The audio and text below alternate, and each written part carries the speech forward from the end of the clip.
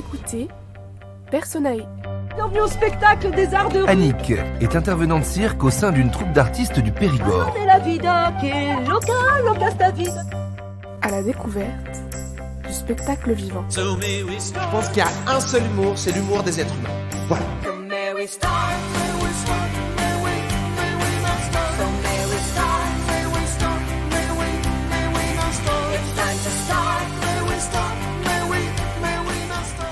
Bonjour à toutes et à tous, bienvenue dans ce nouvel épisode de Personnae sur le spectacle vivant. Aujourd'hui, place à la danse avec la compagnie de hip-hop vendéenne, Espoir.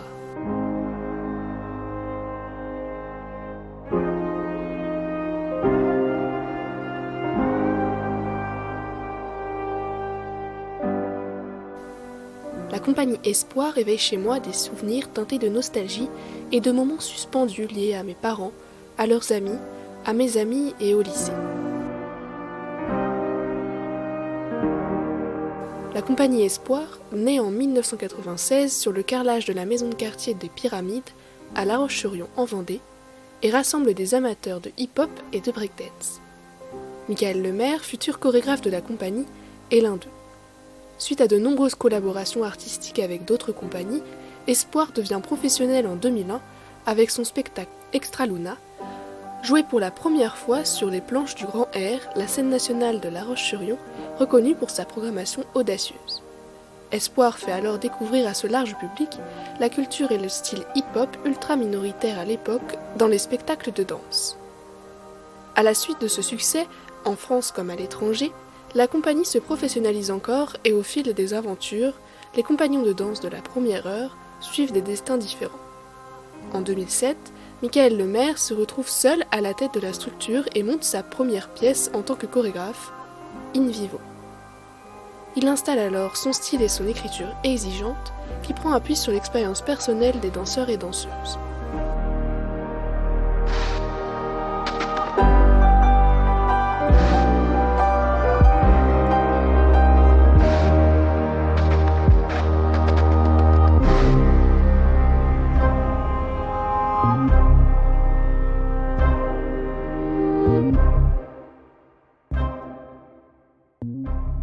La danseuse Lise Duzuel est aussi l'une des figures aujourd'hui emblématiques de la compagnie. Née en 1992, elle découvre la danse hip-hop en 2004 et se forme au breakdance auprès de la compagnie Espoir. Entre 2012 et 2014, elle se forme et acquiert les bases des danses académiques telles que le classique, le jazz et le contemporain. À la sortie de sa formation, elle accompagne Michael Lemaire sur la pièce Rouge avec le rôle de répétitrice et continue par la suite son parcours de danseuse professionnelle au sein d'autres compagnies. Elle devient en 2018 avec la pièce Crossover, assistante chorégraphe de Michael Lemaire et l'accompagne sur ses prochaines pièces comme Butterfly et Versus sorties en 2020. Finalement, en 2019, elle fonde sa propre compagnie de hip-hop contemporain et enseigne la danse.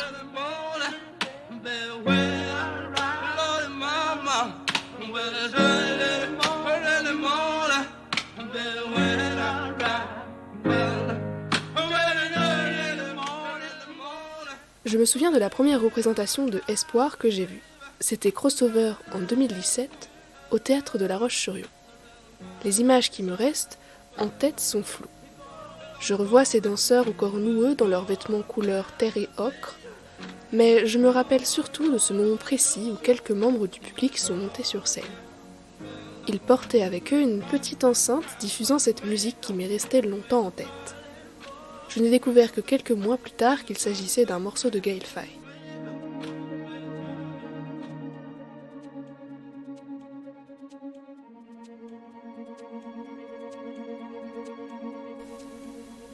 Les créations de Michael Lemaire sont un peu une référence dans ma famille qui ne les manque jamais. Je n'en ai de mon côté vu que 2. Pourtant, ce ne sont pas les spectacles qui manquent. Michael Lemaire en produit un nouveau tous les 2 ans environ.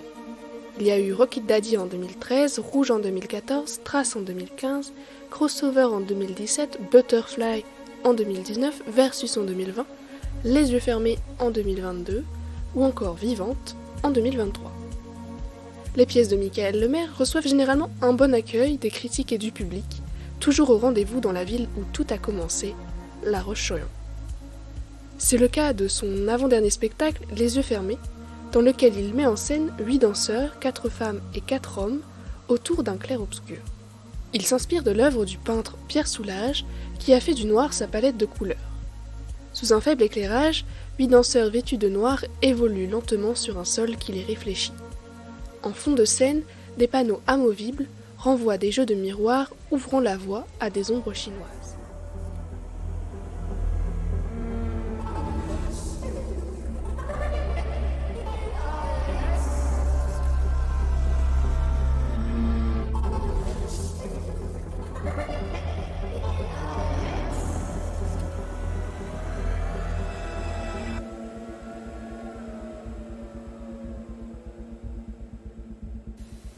Mais ce qui m'a surtout marqué, c'est le dernier spectacle de la compagnie, Vivante, avec la danseuse Lys Duzuel, que j'ai pu voir à Suresnes en janvier 2024. On pourrait le présenter comme le pendant féminin de Rouge, créé en 2014 avec 7 danseurs, mais c'est en réalité bien plus que ça. Au milieu de la scène, 8 danseuses de dos et vêtues de noir forment un petit groupe compact en forme de cœur. Elles se balancent ensemble, comme pour évoquer un cœur qui bat.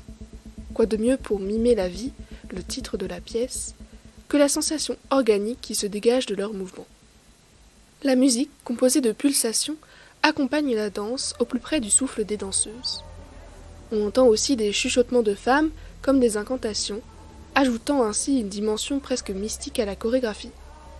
Petit à petit, on découvre leur visage, et un jeu de lumière marqué par un sol blanc brillant qui reflète leur ombre. Ce qui se dégage finalement, c'est la force et la puissance de ce groupe de danseuses dont la performance nous scotche à notre siège. Michael Lemaire, le chorégraphe, prend en compte la singularité de chaque danseuse et monte une chorégraphie d'admiration aux femmes qui l'entourent. Il s'agit en fait d'une invitation à regarder avec intention l'inventivité, la force individuelle et collective des femmes. Le spectacle a d'ailleurs fait l'objet d'une captation par France Télévisions. N'hésitez pas à la voir quand elle sera disponible.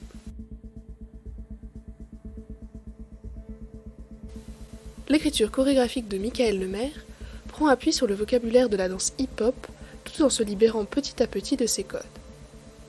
Les décors sont souvent minimalistes, les danseurs et danseuses souvent en noir, pour offrir une démarche d'abstraction. La musique enveloppe la danse dans des sonorités souvent électro et compose un univers particulier à chaque spectacle. Ce qui résonne dans les chorégraphies de la compagnie, c'est l'importance accordée au collectif. Michael Lemaire construit toujours ses spectacles avec les danseurs et danseuses qui improvisent et font leurs propositions. Leur cohésion et leur proximité se retrouvent dans des pièces comme Rouge, Crossover ou encore Vivante. Dans Les yeux fermés, les personnages, d'abord isolés, finissent par former un groupe dynamique qui va trouver sa propre identité.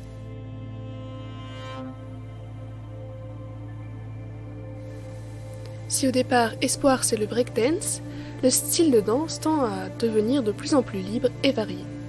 Les danseurs et danseuses venant du hip-hop se forment à d'autres styles de danse plus académiques.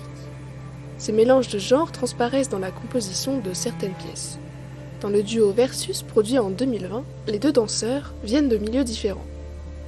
L'un est formé à la scène dans un centre de formation, l'autre a découvert la danse à travers le breakdance et les battles. Et de cette dualité naît une complémentarité et une harmonie évidente sur scène entre les deux danseurs. Pour Crossover, dont le titre signifie justement ces croisements, ces mélanges pour s'affranchir des frontières du style, il s'agit de faire de la danse un espace d'expérimentation.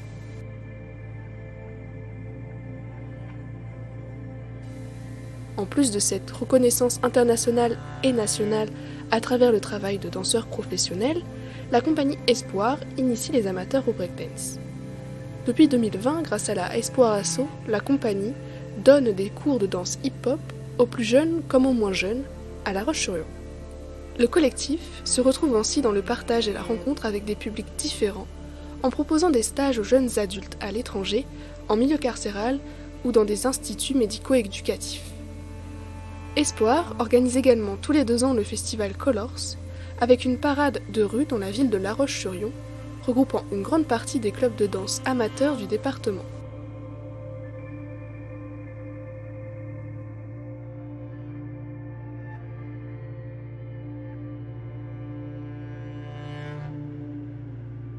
Sur scène, dans la rue comme dans les salles de répétition, la compagnie Espoir donne à la danse toute sa dimension collective et sensible. Je ne peux que vous inviter à aller voir ces spectacles si vous en avez l'occasion. C'était Emma pour Personae sur Radio Sorbonne Université. On se retrouve la semaine prochaine avec Soline qui vous parlera d'Aurore et Vin.